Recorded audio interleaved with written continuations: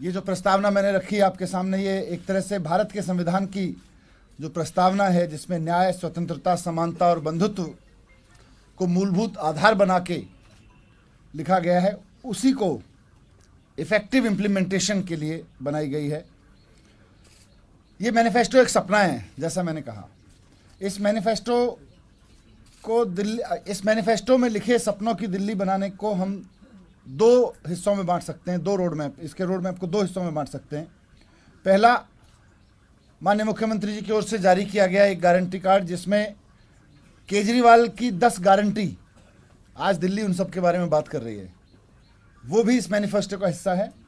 और दूसरा, कुछ विस्तृत कामों की सूची है जो आम आदमी पार्टी की सरकार अगले 5 साल में करेगी।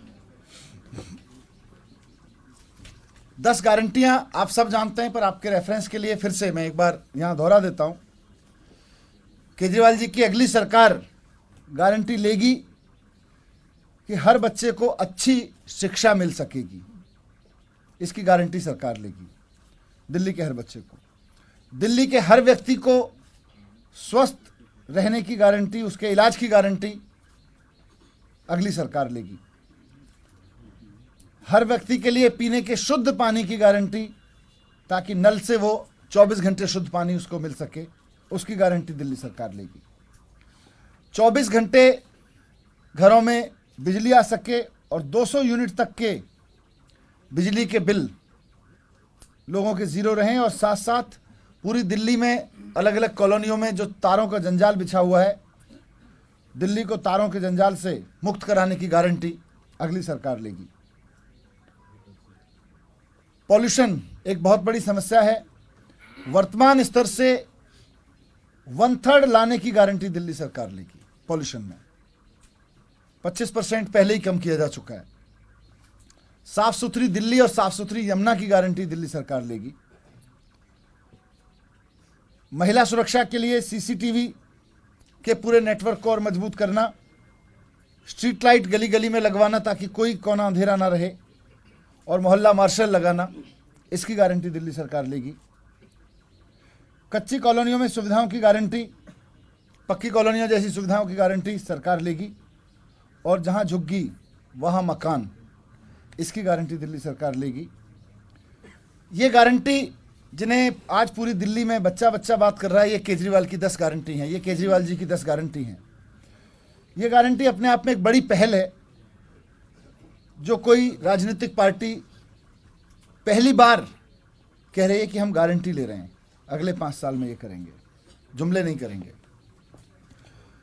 इसके अलावा आज इस मैनिफेस्टो में, जैसा मैंने कहा, इसके रोड मैप के 2 हिस्से हैं। ये जो 10 गारंटियां हैं, ये आम आदमी के जीवन को गरिमापूर्ण जीने में और उसके परिवार को खुशहाल बनाने के लिए मूलभूत आधार के रूप में हैं।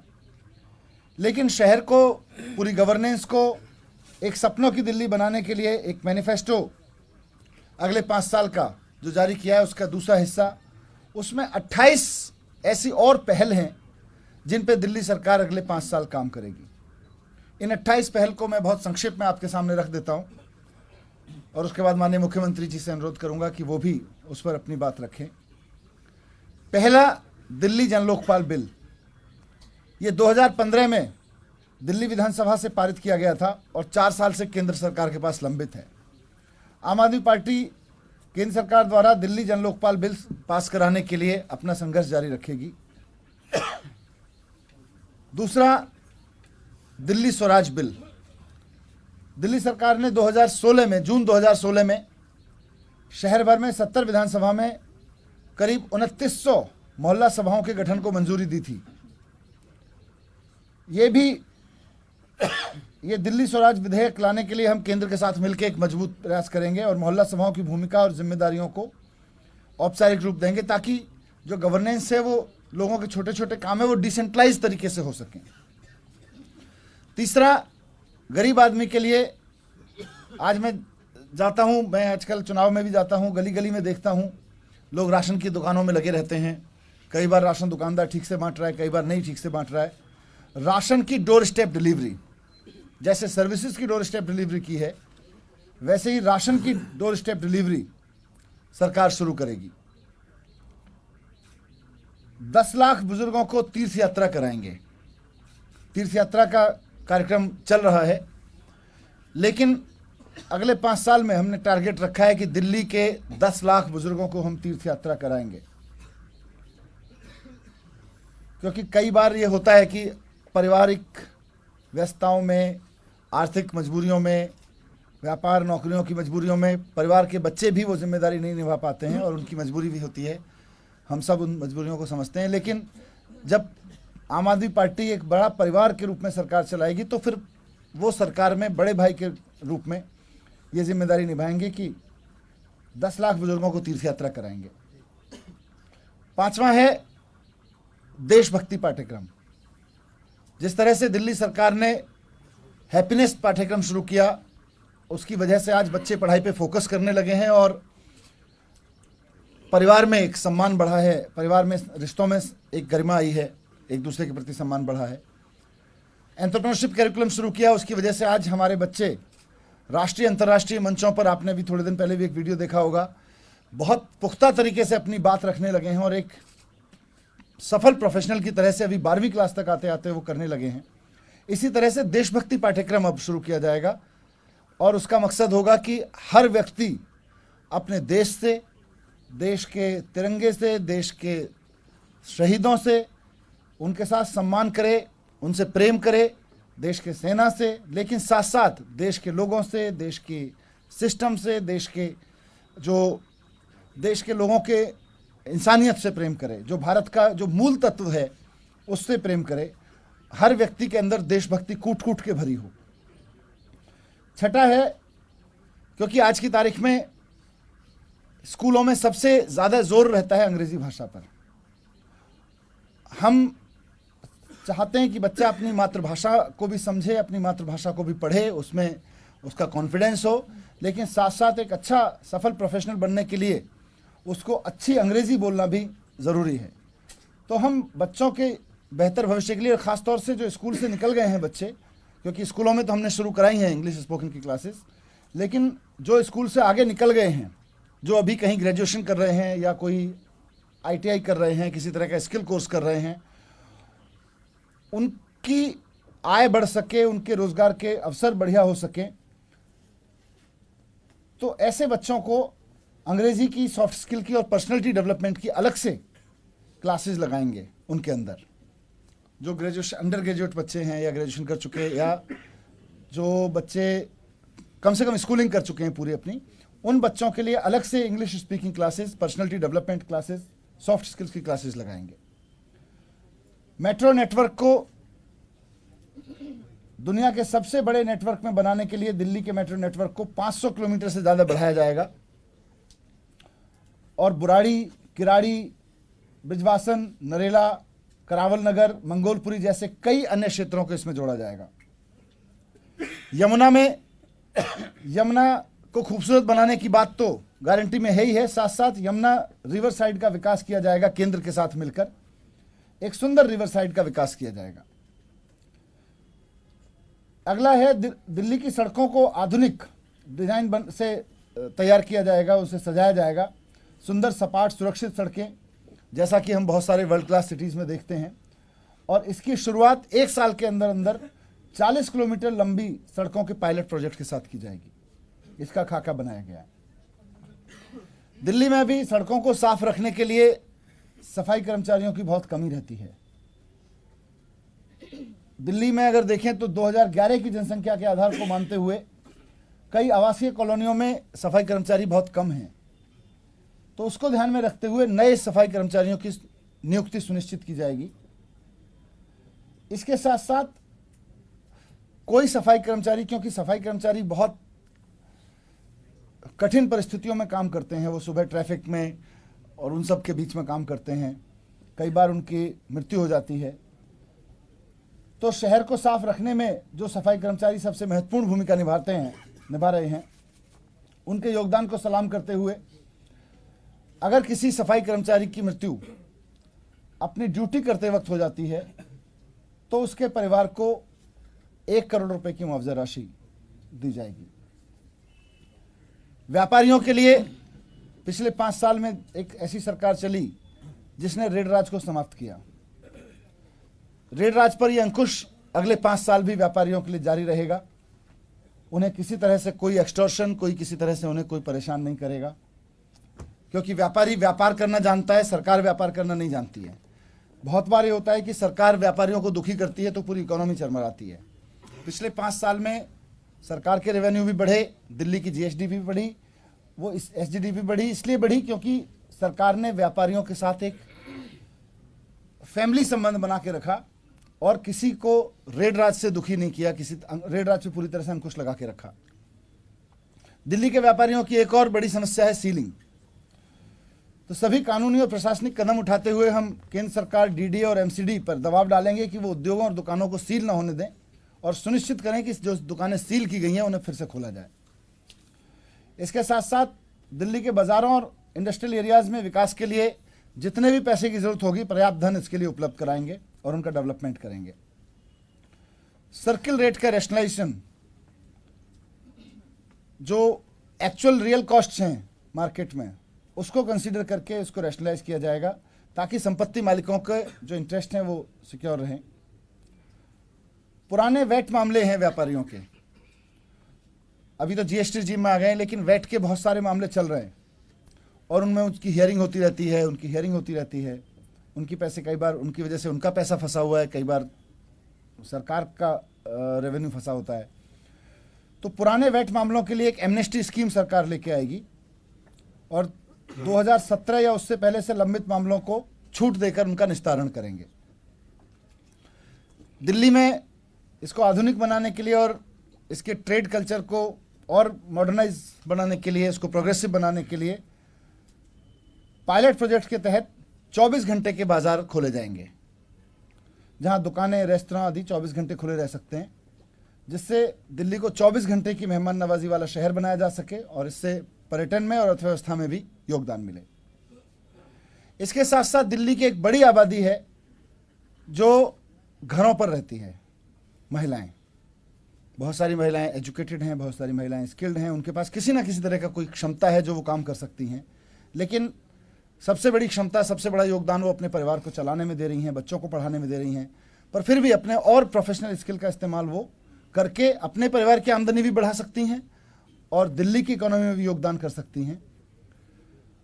तो उनके लिए घर पे रह के या उनके घर के आसपास कुछ work opportunity, job opportunity create की जाएंगी, ताकि घर पर बैठी महिलाएं जिनके पास कुछ समय है और जिनके पास कुछ इच्छा है करने के लिए, ताकि अपने परिवार के लिए भी कुछ कमा सकें और समाज के लिए, देश के लिए भी कुछ इकोनॉमी में योगदान दे सकें, उनके लिए ट्रेनिंग्स कराई जाएंगी और साथ साथ उनको उस ट्रेनिंग को, उस स्किल को यूज़ करने के लिए और अवसर दिए जाएंगे, उनको अवसर उपलब्ध कराए जाएंगे।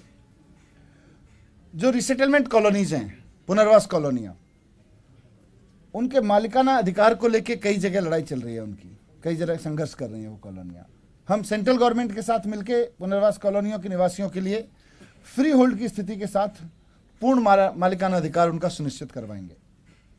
अनऑथराइज कॉलोनियों का डेवलपमेंट दिल्ली सरकार ने गारंटी दी है, केजरीवाल जी की गारंटी में है, लेकिन साथ साथ अभी सबसे बड़ी समस्या जो बीच में रह गई है, उन कॉलोनियों के भूमि उपयोग को नियमित करना, उनके लैंड यूज़ को चेंज करना, वो रह गई है, जिससे केंद्र सरकार पलट गई थी। दिल्ली की सभी अनऑथराइज कॉलोनीज को रेगुलराइज करने के लिए आम आदमी पार्टी सरकार केंद्र पर दबाव बनाएगी और अनाधिकृत कॉलोनी में रहने वाले लोगों को उनके घर की उचित रजिस्ट्रियां मिल सकें, जिसमें यह ना लिखा हो कि इन घरों को तोड़ दिया जाएगा जब चाहे, कोई भी विभाग आके तोड़ दिया जाएगा। फर्जी रजिस्ट्रियां नहीं, प्रॉपर रजिस्ट्रियां उनको उपलब्ध करवाएंगी। एक समस्या दिल्ली में ओबीसी वर्ग से बार बार सामने आती रही है। 1993 से पहले के निवास प्रमाण पत्र की बाध्यता है ओबीसी के लिए।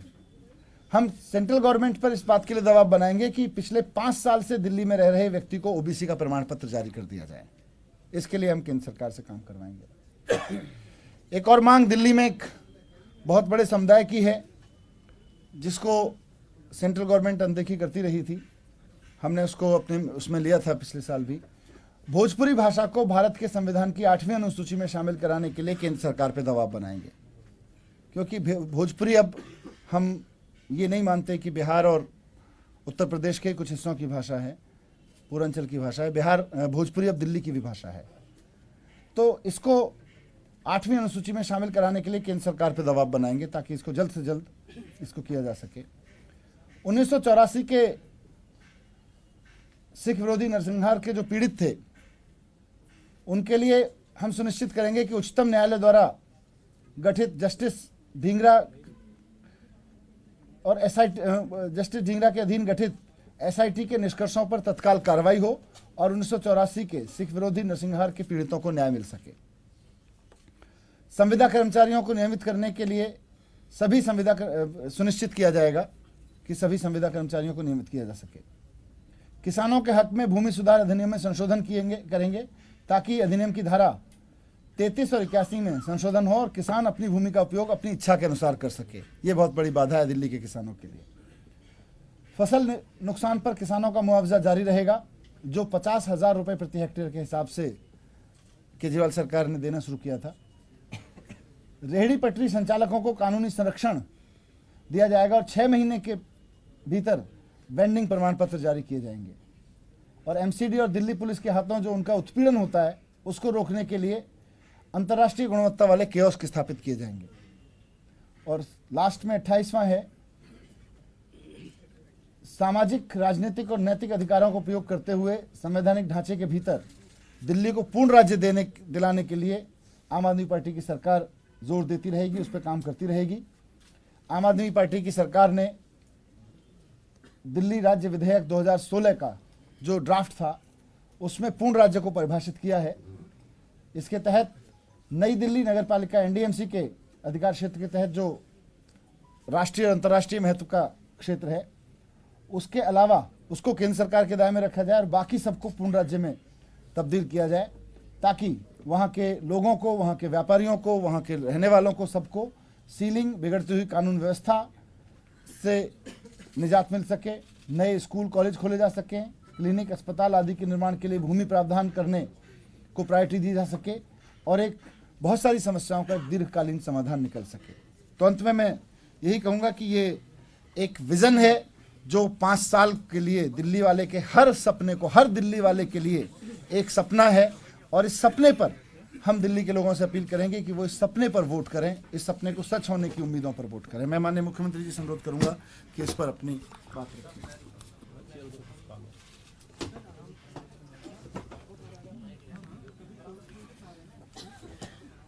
पिछले 5 साल में हमारी सरकार ने दिल्ली के लोगों को कई क्षेत्रों में राहत दी है।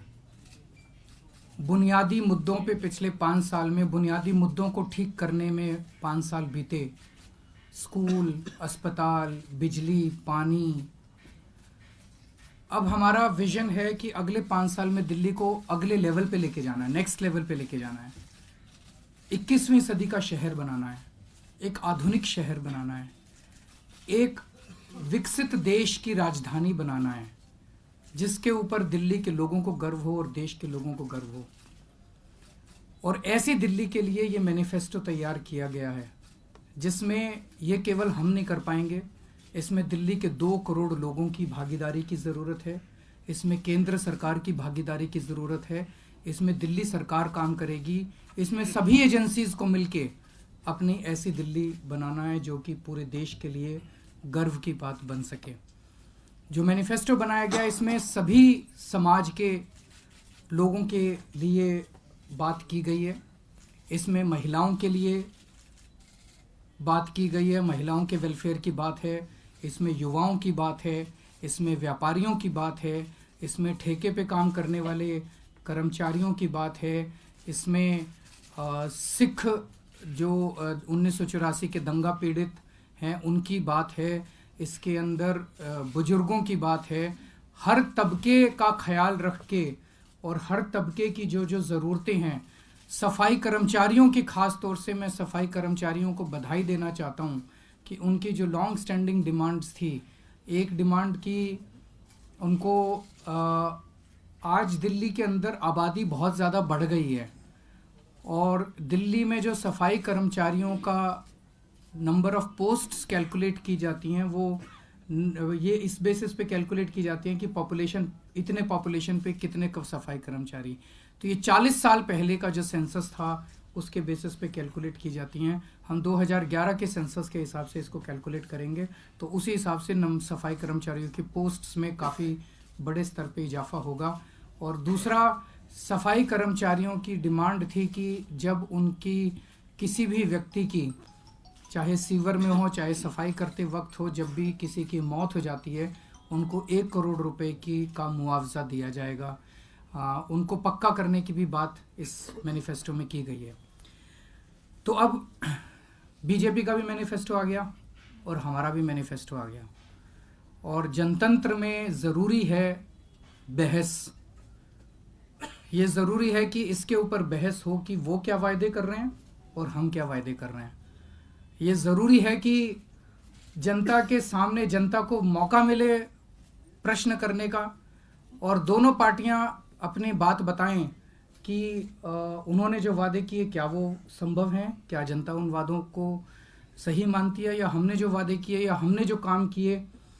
तो मैं आज बीजेपी से कहना चाहता हूं कि दिल्ली के लोग ये चाहते हैं कि बीजेपी अपना सीएम कैंडिडेट डिक्लेयर करे और उस सीएम कैंडिडेट के साथ मैं बहस करने के लिए तैयार हूं। बहस किसी भी जगह पे हो सकती है, जो वो चाहें उस जगह पे हो सकती है। 2 एंकर बहस का वो कर सकते हैं, एक उनकी पसंद का एंकर हो, एक हमारी पसंद का एंकर हो। सारी जनता के सामने होना चाहिए, जनता को सवाल जवाब करने का मौका मिलना चाहिए, सारे टीवी चैनल्स के सामने होना चाहिए।